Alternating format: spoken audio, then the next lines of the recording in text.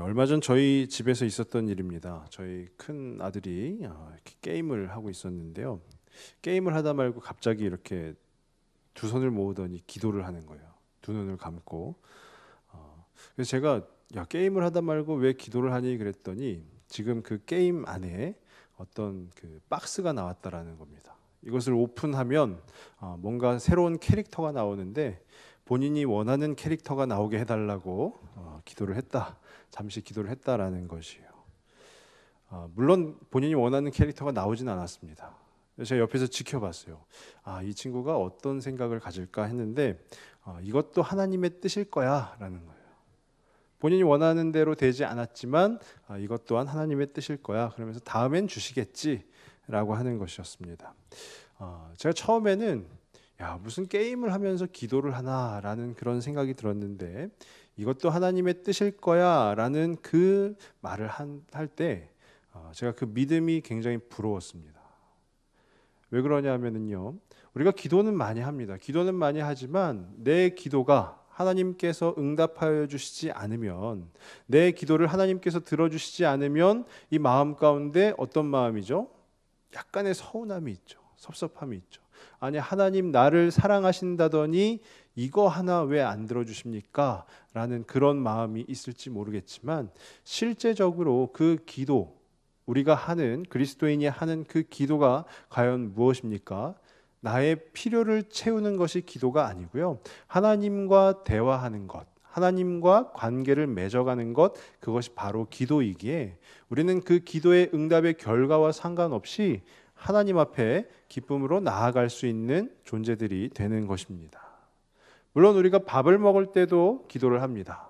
그리고 보통 이런저런 일들이 있을 때 다 기도를 합니다. 어쩌면 그래서 사도 바울이 쉬지 말고 기도하라 라고 하는지도 모르겠습니다. 그런데 우리가 살아가면서 어떠한 문제가 발생하였을 때는요, 그때는 우리가 좀 더 열심을 다해서 기도합니다. 그 문제를 풀어나가기 위해서, 즉 해결의 과정을 거치기 위해서 우리는 하나의 수단을 이용하는데 그것이 바로 기도라는 것이에요. 그러니까 오늘 이 말씀 가운데도요, 이 느헤미야 시작 부분인데 이 느헤미야가 기도를 합니다. 왜 그러냐면 좀 이따 보시겠지만 지금 이 유다의 상황에 여러 문제가 생긴 거예요. 어려운 상황이 된 것입니다. 그 어려운 상황 가운데 느헤미야가 처음으로 택한 것이 무엇이냐? 바로 기도하였다라는 것이에요. 기도의 대상을 정확하게 알고 그 하나님 앞에 나아감으로써 기도하였다라는 것입니다. 그러면 우리가 본문 속으로 들어가기 전에 간략하게 그 배경에 대해서 잠깐 설명을 드리면요, 이스라엘이 왕이 이제 나오게 됩니다. 사울부터 다윗, 그리고 솔로몬에 이르기까지 나오게 되죠. 그리고 솔로몬부터 그 후대 나라가 나뉘어지게 됩니다. 잘 아시다시피 북이스라엘과 남유다로 나뉘어지게 됩니다. 북이스라엘은요, 아수르 제국이라는 곳에 멸망을 당하게 되고, 남유다는 또한 바벨론 제국에 의해서 멸망을 당하게 됩니다. 근데 멸망을 당했다라는 것이 무엇이냐면요, 속국이 되었다라는 거예요. 바벨론의 속국으로 남유다가 속국이 되었다라는 것이요. 그러면 남유다에 있던 그 백성들은 어떻게 했을까요? 바벨론에 다 포로로 붙잡혀가게 된 것이죠. 근데 바벨론의 포로로 붙잡혀가서 이스라엘 백성들이 그것 가운데서 포로 생활을 하고 있었는데 약 50년이 지났을 때에 이제 바벨론도 바사 제국에, 즉 페르시아 제국에 멸망을 당하게 됩니다. 그러면서 그 바사의 왕이었던 고레스 왕이 칙령을 발표합니다. 어떤 칙령이냐 하면 바벨론 안에 있는 그 유대인들을 다시금 그 예루살렘으로 돌아가게끔 포로 귀환 명령을 내리게 되는 것이죠. 그래서 1차로 포로 귀환을 합니다. 그때 수룹바벨이라는 사람의 인도하에 1차 포로 귀환이 이루어졌고요. 그 다음에 약 80년이 지난 다음에 우리가 아는 에스라를 통해서 2차 포로 귀환이 이루어졌습니다. 그리고 그곳 가운데서 무너져 있는 그 예루살렘 성전을 다시 재건을 하게 됩니다. 그리고 그 일이 있은 후 약 12년이 지나고 바로 오늘 이 느헤미야의 시작이 되는 것입니다. 그러면서 느헤미야를 통해서 3차 포로 귀환이 이루어지고요, 무너져 있는 성벽을 다시 재건함으로써 그 이스라엘의 예루살렘 성전의 그 원래의 모습을 갖추어 가게 되는 것입니다. 이 말씀 첫 부분에 보시면은요, 뭐라고 되어 있냐면은요, 바사의 왕 이름이 나오는데 아닥사스다 왕이다라고 나와요. 이 아닥사스다 왕이 누구냐? 아하수에로 왕의 아들입니다. 아하수에로 하면은 어디서 많이 들어보셨죠? 우리가 에스더서에서 그 에스더를 왕으로 맞이한 왕이 바로 아하수에로예요. 그러니까 그 관계를, 그 가족의 관계를 한번 잘 따져보면요, 이 아닥사스다 왕은 누구일까요? 에스더, 자기의 새 어머니가 에스더 왕후인 겁니다. 즉 유대인인 거예요. 그러니까 이 아닥사스다 왕에게는 유대인에 대한 어떤 감정이 있겠습니까? 선한 감정이 있었을 것이에요. 그래서 이 느헤미야라는 인물을 자기의 가까이 있는 그 궁에서 일하도록 한 것입니다. 그러면서 오늘 말씀이 느헤미야가 시작이 되는데요. 그 말씀 가운데 1절 마지막 부분에 이렇게 돼 있어요. 내가 수산궁에 있는데 라고 돼 있습니다. 이 수산이라는 것은요, 바로 바사 제국의 수도였어요. 그러니까 우리로 치면 서울인 것이죠. 그러니까 수산궁 하면 뭐겠습니까? 왕이 거하고 있는 곳. 그러니까 이 느헤미야는 유대인이었지만 현재의 그 느헤미야의 직업이 무엇입니까? 궁에서 일하는 사람. 쉽게 표현하면 고위직이었다라는 것이죠. 근데 그 이야기가 갑자기 급변해서요, 어떻게 됐냐? 느헤미야의 친구인 하나니가 옵니다. 이 하나니는 어디에서 오는 것이냐? 바로 그 유다에서, 즉 예루살렘에서 돌아오는 거예요. 그래서 느헤미야가 물어봅니다. 무엇을 물어보냐면 우리 고향이 지금 어떻니? 라고 물어보는 거예요. 우리의 고향, 우리의 고국인 그 예루살렘이 지금 어떤 상황이니? 라고 물어보는데 그 하나니의 입에서 나온 말은 우리 지금 고국 이스라엘이 너무 좋아. 우리 남유다가 너무 지금 잘 건실하게 나아가고 있어 라는 말이 아니라 정반대로 지금 이방 민족들이 계속 끊임없이 쳐들어오고 있어. 그래서 날마다 전쟁을 하는데 버티고 버티다 못해 무엇이 됩니까? 성벽이 무너지고 성문이 다 불에 타버렸다라는 거예요. 한번 생각을 해보십시오. 이미 타향에 가 있지만, 다른 지역에 가 있지만 우리 어르신들께서는 어떻습니까? 고향 하면 무엇이 느껴지세요? 고향이 잘 되면 마음 가운데 무언가 뿌듯하시죠. 근데 고향에 뭐 불이 났다라든지 고향에 뭐가 안 좋은 소식이 있다라든지 하면 어떻습니까? 마음이 안타까운 것이에요. 지금 오늘 느헤미야도요, 동일한 것입니다.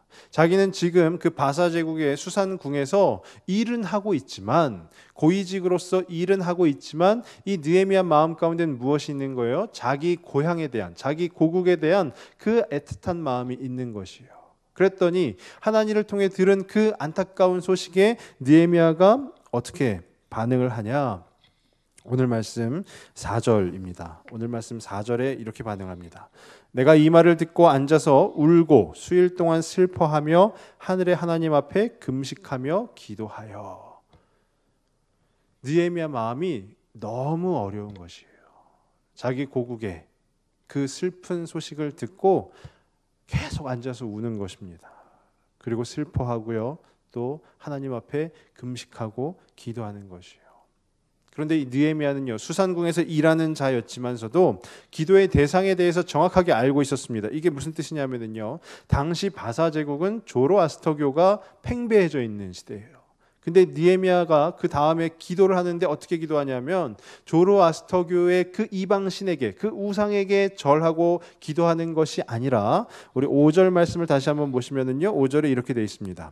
이르되 하늘의 하나님 여호와 크고 두려우신 하나님이여, 주를 사랑하고 주의 계명을 지키는 자에게 언약을 지키시며 긍휼을 베푸시는 주여 간구하나이다 라고 하면서 그 여호와 하나님께 우리의 기도를 받으시는, 우리의 기도를 들으시는 그 하나님께 간구함으로 나아가는 것입니다. 그렇게 느헤미야가 기도를 한 후에, 그 기도가 하나님께 드려진 후에 마지막 11절에 어떻게 되냐면요, 그 기도 후에 느헤미야는 왕의 술을 맡는, 그러니까 왕이 마시는 음료를 담당하는 그 술 관원이 됩니다. 느헤미야가 기도 말미에 이렇게 기도합니다. 11절에 이런 내용이 있어요. 오늘 종이 형통하여 이 사람 앞에서 은혜를 입게 하옵소서. 여기서 얘기하고 있는 이 사람은요, 아닥사스다 왕이에요. 하나님, 저를 도와주셔서 이 아닥사스다 왕 앞에서 은혜를 입게 하옵소서. 이게 무슨 말이죠? 지금 자기의 고국이 힘들고 어려운 상황이니까 이 아닥사스다 왕을 통해 우리 예루살렘이, 이스라엘이 고침을 받을 수 있도록 힘을 더하여 주옵소서라는 거예요. 한 가지 놀라운 사실은 무엇이냐면요, 제가 만약에 느헤미야였었다면 바로 다음날 술관원이 되었어요. 그럼 저는 약간 이게 아닌데 라고 생각을 할 수도 있을 거예요. 바로 다음날 아닥사스다 왕을 통해서 자, 예루살렘의 성벽을 재건하러 우리의 모든 이들을, 모든 지원을 아낌없이 행하라 라는 그 왕의 조서, 왕의 명령이 떨어져야 당연하다라고 생각을 할 텐데요, 갑자기 그냥 궁에서 일하고 있던 나의 신분이 술관원으로 바뀌는 거예요. 보직이 변경이 되는 것입니다. 근데 그 부분에서 우리가 알 수 있는 것은 무엇이냐 하면요, 하나님께서 세밀하게 일하고 계시다라는 것입니다. 우리 하나님께서는요, 우리가 알 수 없는 그 범위 안에서, 우리가 알 수 없는 그 영역 안에서 우리를 위해서 지금도 일하고 계시다라는 것이에요. 술관원이 무엇입니까? 왕이 마시는 음료를 관리하는 거예요. 이 당시에는 독살 이런 게 굉장히 팽배해 있었어요. 그러니까 왕이 그 자기가 먹고 마시는 음식에 대해서, 음료에 대해서 아무에게나 맡기겠습니까? 그게 아니죠. 느헤미야를 신뢰하였기 때문에 맡기게 된 것이에요. 그럼 느헤미야가 신뢰함을 받기 위해서 여러 가지 일들이 있었겠죠. 그동안 그 수상궁에서 일하는 기간 동안에 느헤미야가 남보다 더 다른 열심을 내었다든지, 아니면 이 아닥사스다 왕 새어머니가 누구라고 했습니까? 에스더라고 했죠. 그러니까 에스더가 그때 왕이 된 것, 왕후가 된 것은 그때 불임절을 막기 위함도 있었지만 그 후세에 하나님께서 이것까지도 다 세밀하게 신경을 써 가시면서 일하고 계셨다라는 것이에요. 이런 하나님의 관점에서 보면은요, 오늘 우리에게 벌어지고 있는 여러 가지 일들 또한 나의 상식과 나의 생각으로는 이 일이 왜 나한테 벌어졌지? 라고 할 수 있겠지만 그 모든 것에 우연이 아닌 필연이라는 것입니다. 하나님께서 간섭하시고 우리의 인생 가운데 일하시고 나아가신다라는 것이에요. 그러면 우리는 한번 생각을 해볼 수 있을 것이에요. 무엇을 생각하냐면요, 그럼 다 이미 하나님의 그 각본 안에 다 짜여져 있는 것이 아닌가. 그냥 나는 가만히 있으면 하나님이 알아서 사람을 만나게 하실 것이고 알아서 인도하실 것이고, 그러면 내가 왜 기도를 해야 되는 것인가 라는 생각을 하실 수 있습니다. 그런데 제가 생각했을 때는요, 물론 이것은 신학적인 내용은 아닙니다. 제가 말씀을 묵상하면서 받은 내용인데, 저희 집에서 아침마다 이제 둘째 녀석이 일어납니다. 이 친구는 아침에 일어나면은요 계속 찡얼거려요. 왜 찡얼거리냐 하면은요, 배고프니까 빨리 밥을 달라라는 거예요. 그러면 자식을 키워보시면 아시겠지만은 자식들이 배고프다 그러면은 밥을 다 차려주시잖아요. 어차피 다 줄 겁니다. 어차피 다 주는데요, 저희 집사람하고 저는 물어봅니다. 제가 맘마 줄까요? 막 이렇게 물어봐요. 제가 우유 줄까요? 막 이렇게 물어봐요. 그러면 그걸 왜 자꾸 물어보냐면은요, 이 친구가 응 하면서 대답을 하는데 그 모습이 너무 귀여운 거예요. 그 모습이 너무 예쁜 거예요. 그러니까 빨리 줘야 되는데도 불구하고 얘는 지금 짜증이 나 있는데 왜 빨리 안 줘? 하고 있는데 저희는 계속 물어보는 겁니다. 맘마 줄까요? 그러면 응. 맘마 줄까요? 응. 근데 그 모습을 보면서 드는 생각이 무엇이냐 하면요, 하나님께서 어차피 우리에게 다 주실 거예요. 어차피 다 은혜 가운데 거하게 하실 것이고요. 다 인도하실 것입니다. 근데 하나님께서 우리의 기도를 들으시는 게 과연 무엇이겠는가? 그게 너무 예뻐 보이는 것이에요. 어차피 하나님께서는 다 준비해 놓으셨고 다 부으실 것이지만 우리가 하나님 주세요 라고 하는 그 부르짖음이, 그 기도가 하나님 보시기에 어떨까요? 너무 예쁘다라는 거예요. 그러니까 우리는 어떻게 해요? 하나님 앞에 기도함으로 나아가야 될 수밖에 없다라는 것입니다. 조금 화제를 바꿔서요. 그러면 느헤미야의 그 핵심 내용이 무너진 성벽을 재건하는 것입니다. 그러면 성벽이 무엇일까요? 보호의 개념이죠. 보호.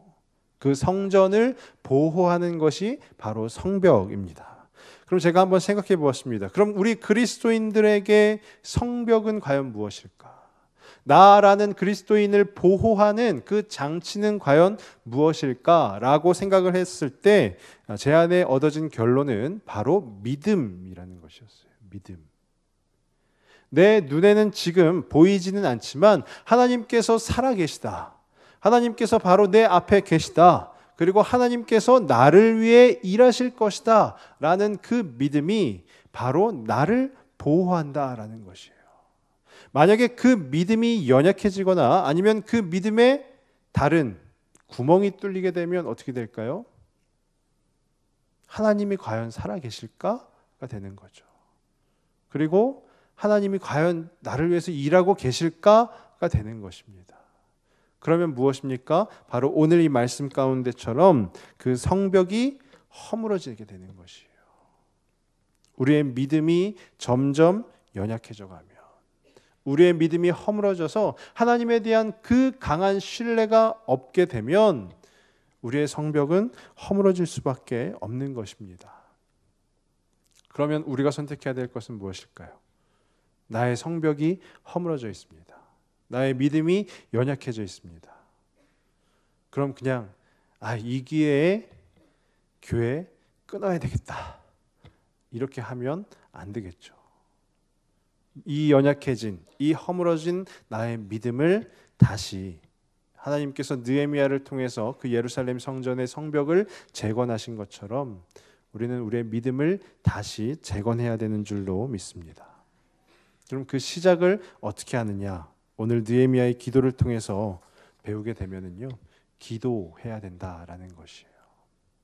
느헤미야의 기도를 두 가지로 축약을 해보면은요, 바로 회개와 회복입니다. 먼저 6절과 7절 말씀을 다시 한번 보시겠습니다. 6절과 7절 제가 한번 읽겠습니다. 이제 종이 주의 종들인 이스라엘 자손을 위하여 주야로 기도하오며 우리 이스라엘 자손이 주께 범죄한 죄들을 자복하오니 주는 귀를 기울이시며 눈을 여시사 종의 기도를 들으시옵소서. 나와 내 아버지의 집이 범죄하여 주를 향하여 크게 악을 행하여 주께서 주의 종 모세에게 명령하신 계명과 율례와 규례를 지키지 아니하였나이다. 느헤미야가 하는 것 첫 번째 바로 회개입니다. 우리가 무너진 성벽을 한번 생각해 보십시오. 무너진 성벽을 다시 재건하고자 할 때 필요한 것이 뭘까요? 성벽이 돌들로 되어 있습니다. 또 나무로 되어 있습니다. 그러면 그 무너진 돌들 다 깨어서 산산조각난 돌들을 그냥 그 자리에 놔둔 상태로는 성벽을 재건을 할 수가 없습니다. 그 돌들을 다 걷어내야 되는 것이에요. 그리고 수풀들을 다 걷어내야 되는 것입니다. 한마디로 얘기하면 털을 닦아야 된다라는 거예요. 성벽을 다시 놓을 그 털을 닦아내야 된다라는 것입니다. 그것이 바로 우리 그리스도인들에게 즉 회개라는 것이에요. 다시 성벽을 쌓고자 한다면은요, 이 무너져 있는 것들을 싹 정리해야 되는 거예요. 싹 버려야 된다라는 것입니다. 우리가 하나님과의 관계 가운데서 무언가 깨어져 있다면, 무언가 허물어져 있다면 그것이 무엇이겠습니까? 한마디로 쉽게 표현하면 바로 죄라는 것이죠. 그 죄를 정리해야 된다라는 거예요. 그 죄를 싹 끌어서 다 버려야 된다라는 것입니다. 그게 바로 회개라는 것이에요. 그런데 우리는 이 회개에 대해서, 즉 죄에 대해서 생각을 할 때에 기본적인 개념이 그렇습니다. 어떠냐면요, 굉장히 악한 것, 누가 보아도 악한 것, 세상적으로 허랑방탕하게 사는 것, 이것만이 죄라고 생각을 하는 경향이 있지만 그것은 당연히 죄인 것이죠. 그것은 당연히 죄인 것이요. 그렇지만 그것에 하나를 더 한다면 뭐냐면 우리가 교회 안에서도 이 믿음의 공동체 안에서도요, 죄가 난무할 수 있습니다. 실제로 제가 청년 때 있었던 일인데요. 제가 청년으로 섬기던 그 교회에서 이제 예배 학교라는 프로그램을 하면서 이제 찬양 집회를 했습니다. 그 지역에 있는 그 교회가 있는 그 지역의 청년들을 막 이렇게 초청을 해가지고 이제 찬양 집회를 하는 거였어요. 거의 대략 한 500에서 600명 정도의 청년들이 이렇게 모입니다. 근데 그 찬양 집회를 한 번은 이제 제가 그 기획을 하게 됐어요. 제가 이제 어떻게 보면 쉽게 얘기하면 디렉터가 된 거죠. 근데 그 순간부터 저는 이제 모든 막 다 포기하고 모든 제 삶의 기본적인 걸 다 포기하고 이제 그 찬양 집회에만 막 올인을 한 거예요. 그래서 어떻게 하면 좀 더 멋있게, 어떻게 하면 좀 더 많은 청년들을 끌어오고, 어떻게 하면 조금 더 이렇게 잘할 수 있을까라는 그런 고민 끝에 막 장비도 빌려오고요. 그다음에 막 조명도 막 조명기구도 다 빌려오고 해가지고 그 교회 본당을 막 가득 채웠어요. 장비로 가득 채웠습니다. 그리고 막 리허설을 하는데 다들 막 그 같이 준비하던 멤버들이 그 청년들이 입이 떡 벌어지는 거예요. 야, 멋있다라고 하는 거예요. 실제 이제 예배 당일이 되었습니다. 예배 당일이 되어서 준비한 대로 하면 되겠지 했는데 예배 시작하자마자 어떤 일이 벌어졌냐면요, 전기가 나갔어요.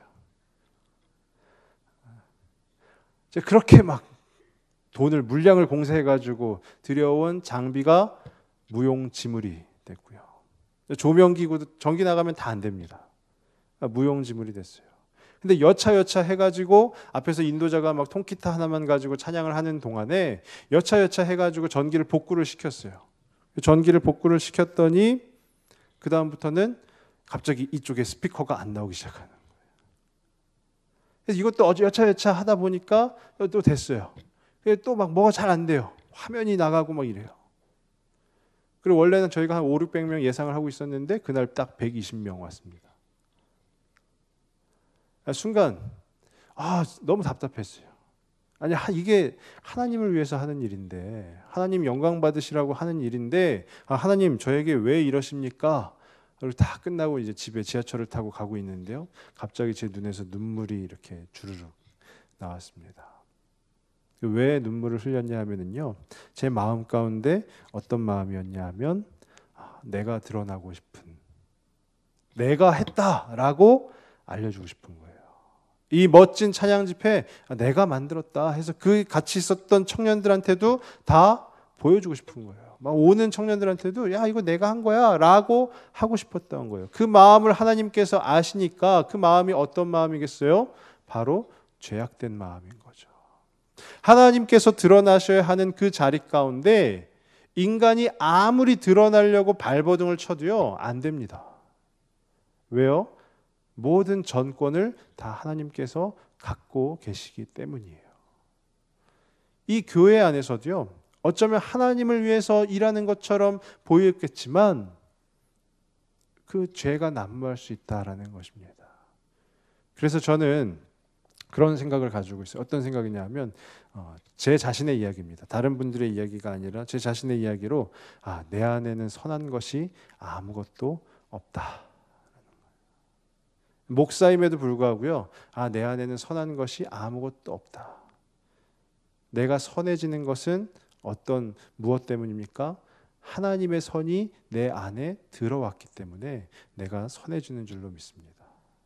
그렇지 않고서는요, 이 안에서는 아무것도 선한 것이 없어요. 그래서 사도 바울도 이야기하기를 로마서 7장 18절에 이렇게 얘기합니다. 내 속 곧 내 육신에 선한 것이 거하지 아니하는 줄을 아노니 원함은 내게 있으나 선을 행하는 것은 없노라. 아멘. 우리 인간에 선한 것이 아무것도 없다라는 것이에요. 그리고 또 우리 이 장로교 신학의 창시자인 칼빈도 이야기합니다. 인간은 전적으로 타락한 존재다라는 겁니다. 그러면 우리는 생각을 해봐야 되는 것이에요. 무엇을요? 회개라는 것이 무엇일까? 내가 교회 밖에서, 가정 밖에서 지은 그 죄들만이 내 회개의 대상이 아니라 하나님과 멀어지게 하는 그 모든 영역의 것들이 다 회개의 대상이 되어야 한다라는 것이에요. 성벽을 다시 재건하기 위해서 무너진 성벽의 털을 닦아내야 됩니다. 털을 닦을 때는요, 조그만한 자갈 하나가 있어도요, 다시 성벽을 쌓기 위해서 큰 바위를 갖다 놓으면은요, 그 바위가 뒤뚱뒤뚱거립니다. 그 앞에, 그 아래 무엇이 있기 때문이죠? 조그마한 자갈이 있기 때문이에요. 다 싹 치워야 되는 것이에요. 그러니까 오늘 밤에 기도하실 때 한번 곰곰이 생각해 보셨으면 좋겠습니다. 내가 세상에서 지은 죄도 있을 것이고, 또 가정에서 지은 죄도 있을 것이고, 또 이 교회 안에서 지은 죄도 있을 것이고, 또 무엇보다 다른 누구 아무도 몰라도 나만이 알고 있는 그 하나님 앞에서 지은 죄도 있을 것인데, 하나님 그 모든 것들 다 치우게 하여 주옵소서라고 기도하시는 시간이 되면 좋겠습니다. 그럼 두 번째로는요, 느헤미야의 기도가 첫 번째는 회개라고 말씀을 드렸어요. 두 번째는 뭐냐면요, 회복입니다. 회복. 다 치웠어요. 털을 다 닦았습니다. 그럼 그다음부터 무엇을 해야 될까요? 재건 공사를 해야 되는 것이에요. 새 것을 가져다가 다시 쌓아야 된다라는 것입니다. 그래서 오늘 이 9절 말씀에 근데 보니까요, 8절과 9절입니다. 8절과 9절을 다시 한번 보시면은요, 이렇습니다. 옛적에 주께서 주의 종 모세에게 명령하여 이르시되 만일 너희가 범죄하면 내가 너희를 여러 나라 가운데 흩을 것이요 만일 내게로 돌아와 내 계명을 지켜 행하면 너희 쫓긴 자가 하늘 끝에 있을지라도 내가 거기서부터 그들을 모아 내 이름을 두려고 택한 곳에 돌아오게 하리라 하신 말씀을 이제 청하건대 기억하옵소서. 그 율법을 받았던 그때를 하나님 기억해 달라라는 거예요. 우리가 다시금 세워지는 그 장면이 아예 새로운 것을 지은 것이 아니라 하나님을 만났던, 하나님이 우리 가운데 주셨던 그 순간으로 다시 회복되는 것이에요. 그러니까 우리가 회복이라는 단어를 쓰는 것입니다. 다시 창조가 아니에요. 다시 만들어내는 것이 아니라, 회복이라는 것은 뭐냐면 이미 돌아갈 어딘가가 있다라는 거예요. 이미 돌아갈 곳이 무엇이겠습니까? 지금 우리 그리스도인들로 따진다면 하나님을 처음 알게 된 때죠. 예수님의 사랑을 처음 깨달은 그때라는 것이에요. 나를 위해서 주님께서 십자가에 달려 죽으신 그때로 다시 돌아가야 된다라는 것이에요. 그때는 예수 그리스도의 십자가가 나에게 너무 크게 다가왔지만 이제 시간이 지나고 나니까 어떻습니까? 십자가가 그냥 하나의 액세서리처럼 여겨질 수도 있다라는 것이에요. 그러니까 이 회복이라는 것은요, 다시금 그 십자가가 내 마음에 가득 들어차야 되는 것이에요. 그게 바로 진정한 회복이라는 것이죠. 이 율법의 이야기를, 느헤미야는 이 율법의 이야기를 했지만은요, 이 율법 10계명에서 발전된 율법이요 총 613개가 있습니다. 근데 그 613개의 율법 중에서 명령이 뭡니까? 이렇게 하라라고 하는 율법이 248개고요. 그리고 너희는 이것을 하지 말라라고 하는 것이 365개예요. 어마어마하게 많죠. 저도 말씀을 준비하면서 그걸 한번 쫙 읽어봤어요. 613개를. 한 200개까지는 다 읽었는데요. 나머지는 이렇게 마우스로 스크롤을 막 내렸습니다. 그렇게 수도 없이 많은 것들 우리가 다 지켜야 되는데, 그것은 구약 시대의 이야기인 것이고요. 우리가 그 율법 가운데 나와 있는 것을 못 지켰다 하여서 회복이 안 되고 이것이 아니라, 이미 이 신약 시대 가운데 예수 그리스도께서 오심으로 말미암아, 하나님의 그 크신 사랑으로 말미암아 우리가 그 주님을 믿는 믿음 안에서 구원을 얻듯이, 그 주님을 진정으로 바라보면 우리 안에 참된 회복이 있게 된다라는 것이에요. 그러니까 하나님이 말씀하시는 겁니다. 이건 해라, 이건 하지 마라 라고 몇백 개의 그 어떤 그 구절들을 놓는 것이 아니라, 이 부분에 대해서 우리는 어떻게 받아들여야 되냐 하면요, 전적으로 내가 하나님 앞에 순종하고 있는가라는 거예요. 전적으로 내가 그 하나님 말씀에 순복하고 있는가라는 것입니다. 이것을 좀 더 쉽게 표현하면, 내가 하나님과 지금 올바른 관계 가운데 놓여져 있는가라는 것입니다. 관계가 조금 벌어지면은요, 조금 서먹서먹해지면 어떻습니까? 말 한마디 꺼내기도 힘들어요. 저는 그렇게 생각합니다. 기도가 안 될 때가 있어요. 언제는 기도가 막 잘 되는데, 언제는 기도를 하고 싶어도 안 될 때가 있어요. 그럼 왜 그렇게 또 막 기도만 하려고 그러면 잠이 오는지, 막 잠도 자고 그래요. 관계가 멀어져 있기 때문인 거예요. 관계가 좋으면은요, 이것도 얘기하고 싶고 저것도 얘기하고 싶고 그런 겁니다. 우리 다 부부간에 그러시지 않습니까? 관계가 좋을 때는요, 이것도 얘기하고 싶고 저것도 얘기하고 싶고 오늘 무슨 일이 있었고 다 얘기하고 싶은데 관계가 조금 멀어지면 어떻죠? 말하는 것 자체가 서먹서먹하죠. 우리 하나님과도 마찬가지라는 것이에요. 하나님과 관계가 조금이라도 멀어지면은요, 하나님 앞에 이 얘기를 해야 될까, 저 얘기를 해야 될까 고민을 하는 거예요. 근데 바라기는 저와 우리 모든 성도님들이 하나님과 그 관계 올바르게 정립되실 수 있길 바랍니다. 물론 이 말씀이 어떻게 보면은요, 몇몇 분들은 이렇게 느끼실 수도 있습니다. 그래, 내가 죄인은 맞는데 왜 자꾸 죄를 회개하라는 거야? 그래, 내가 하나님하고 요즘 뭐 조금 안 친한 것 같긴 한데 왜 자꾸 하나님하고 친해지라는 거야? 라고 받아들일 수도 있어요. 근데 제가 늘상 드리는 말씀이지만은요, 이 말씀은 우리 성도님들께 전하는 것이기도 하지만 제 자신에게 먼저 전하는 것이에요. 제가 요즘에 계속해서 말씀을 읽고 묵상을 합니다. 어디를 하냐면은요, 에스라, 느헤미야, 학개, 스가랴 뭐 이래요. 이게 무슨 얘기냐면은요, 포로에서 잡혀갔다가 다시 돌아오면서 회복되는 이야기예요. 키워드가 회복입니다. 회복. 그럼 무엇을 말하는 것이냐? 제가 회복이 필요하다라는 거예요. 제가 하나님 앞에 나아가는데 왜 이렇게 어렵지라는 생각이 갑자기 들었어요. 얼마 전에. 내가 그래도 옛날로 치면 구약 시대로 치면 제사장인데 지금으로 치면 목사고. 그럼 하나님 앞에 언제든지 나아갈 수 있는데 왜 이렇게 어렵지라는 그 마음이 불현듯 들었습니다. 그 마음이 드니까 어떠냐면은요, 이 마음 가운데 공포가 찾아오는 거예요. 어떤 공포요? 물론 지금의 구약의 시대는 아니지만 대제사장이 1년에 한 번 하나님을 만나러 지성소에 들어갔다가 여차하면 죽는 거잖아요. 그러니까 제 마음 가운데 물론 그렇진 않겠지만 지금 내가 이 심정을 가지고 이 마음을 가지고 하나님 앞에 나아가면 괜히 하나님한테 빠따 한 대 맞는 거 아니야? 그런 공포가 드는 거예요. 근데 그때 제 마음 가운데 들었던 마음이 회복해라라는 거예요. 회복해라. 수단과 방법을 가리지 말고 회복해라.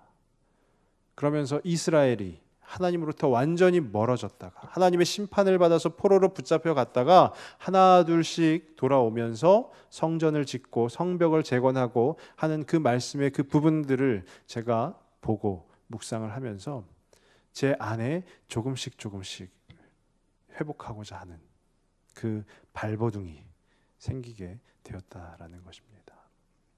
저는 간절히 바라기는요, 저와 우리 모든 이 자리에 계신 우리 성도님들 가운데 물론 이 자리에 나는 요즘 되게 좋은데 하나님과 굉장히 이루 말할 수 없이 좋은데 제 SNS에 어떤 목사님이 오늘 그런 글을 올리셨어요. 난 오늘 5분 기도한 것 같은데 1시간이 훌쩍 지나갔더라. 하나님하고 너무 뜨겁게 잘 지내고 있다. 인간적으로 굉장히 부러웠습니다. 하지만 우리가 부러워할 것만이 아니라 우리도 그렇게 되면 된다라는 것이죠. 그래서 만약에 오늘 이 자리에 그런 분들이 계실 수도 있어요. 나는 요즘 너무 하나님하고 좋은데 그러면 본인 위해서 오늘 기도 좀 짧게 하시고 이 공동체에 있는 우리에게 형제자매로 허락하신 그렇지만 지금 그 마음 가운데 어려움 때문에 여러 가지 상황과 환경 가운데 힘들고 낙심하는 그 상황과 환경들로 인해서 하나님 앞에 부르짖고 싶어도 어떻게 부르짖어야 될지도 잘 모르는 그 지체들을 위해서 같이 중보해 주시면 좋을 것 같습니다. 더할 나위 없이 좋은 시간이 될 줄로 믿습니다. 저는 간절히 바라기는요, 저와 우리 모든 성도님들이 그 하나님을 오늘 이 시간에 찾으실 수 있기를 바랍니다. 하나님 앞에 기도함으로 나아가실 수 있기를 바라요. 그래서 우리가 회개하고 또 회복을 소망하고 꿈꾸며 나아가서 그 하나님 주시는 그 놀라우신 은혜로 또 그 힘으로 오늘 이 시간 가운데 나아가실 수 있길 주님의 이름으로 축원합니다.